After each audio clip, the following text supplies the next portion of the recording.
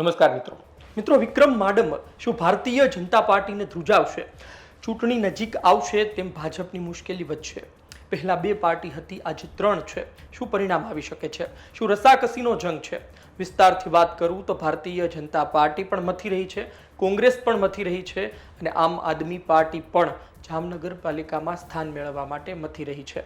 વાત એ છે કે આજકાલનું નહીં પરંતુ છેલ્લા ઘણા મહિનાઓથી જામનગર મહાનગરપાલિકા ચર્ચામાં છે. રેલવે ઓવરબ્રિજ માર્કેટિંગ યાર્ડ પાસેનો 99% કામ પૂરું થયું, 1% કામ બાકી હોય અને આકાઓને ખુશ કરવાની લહેમાં ખુલ્લો ના મૂકે. કોંગ્રેસના નેતાઓ ત્યાં પહોંચી જાય અને ઓવરબ્રિજ ખુલ્લો મૂકી દે.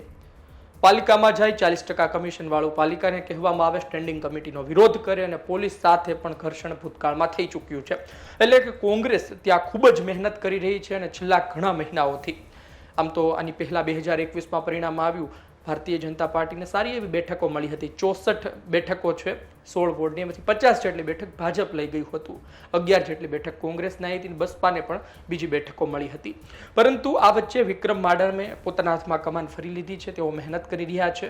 અતુલ ભંડેરી ફરી જોડાઈ ચૂક્યા છે અને તેઓ ભાજપમાં હતા, ભાજપમાં ગાબડું પાડ્યું કહી શકાય. ભાજપમાં હતા ત્યારબાદ હવે તેઓ કોંગ્રેસમાં જોડાયા છે અને ફરી કોંગ્રેસ ત્યાં મજબૂત થઈ રહી છે. વાત એ છે કે કોંગ્રેસને ત્યાં તક બતાવી રહી છે, ભૂતકાળમાં ત્યાં પરિણામ પણ લાવે છે. આ વિક્રમ માડમ 2 વખત ધારાસભ્ય રહી ચૂક્યા છે, 2 વખત સાંસદ રહી ચૂક્યા છે. 16 તાલુકા પંચાયતમાંથી તેઓ 12 તાલુકા પંચાયત પણ ભૂતકાળમાં જીતાડી ચૂક્યા છે અને જિલ્લા પંચાયત પણ જીતાડવાનો અનુભવ છે. એટલે વાત એ છે કે અનુભવ છે ને આ સાથે તેઓ મહેનત કરી રહ્યા છે.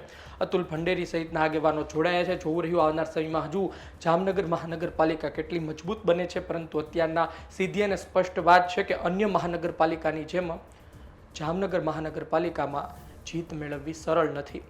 કોંગ્રેસની ત્યાં બોડી છે, ત્યાં સંગઠન છે અને હજુ પણ તેઓ મહેનત કરી રહ્યા છે. જોઈએ આવનાર દિવસમાં શું થાય છે, છેલ્લા દિવસોમાં શું થાય છે. છેલ્લા દિવસો અતિ મહત્વના હોય છે અને ત્યાં એ સમય દરમિયાન શું થાય છે. આમ આદમી પાર્ટી આવી, અસલમ ખિલજી સહિતના આગેવાનો જોડાયા, તેનાથી નુકસાન કોંગ્રેસને મોટું થઈ રહ્યું છે. વધુ સમીકરણ આવનાર સમયમાં સામે આવશે. આપનો અભિપ્રાય કોમેન્ટ બોક્સમાં લખજો. આપ શું વિચારો છો? ધન્યવાદ.